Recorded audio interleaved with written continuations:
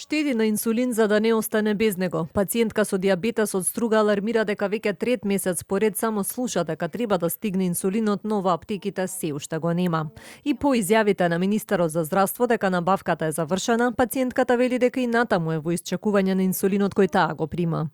Ова е трет месец веќе, рекоа прошлиот месец дека за ова ќе имат, значи се бавиме да земам инсулин, пак инсулин нема. Значи, нема да дојдат во аптеката, ми кажа и овај месец, мислам мојава врста на инсулин. Сестрата ми укажува намалува единици и прошлиот месец и овај. Значи, јас инсулинот чим ја примам дозата, џабе. Дури се осудив, 3 пати досега се осудив да не клам воопшто инсулин и намалувам единици. Затоа викам дека дозата чим не ја примаш, дека автоматски исто како да не примаш воопшто. Од Министерството за здравство велат дека набавката на инсулин е завршена и дека се дистрибуира до аптеките, но за некои типови на инсулин во тек било ребрендирање од страна на самиот производител, поради што тие инсулини ќе бидат достапни од 15 месецов.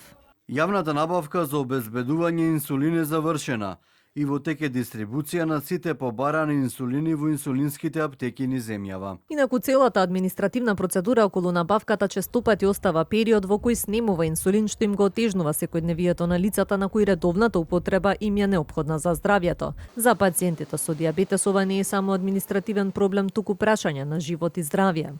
Министерот за здравство минатата недела изјави дека инсулин ќе се набавува одеднаш за 2 години, за да не се јавува повторно недостиг и да не се оставаат пациентите без потребниот лек.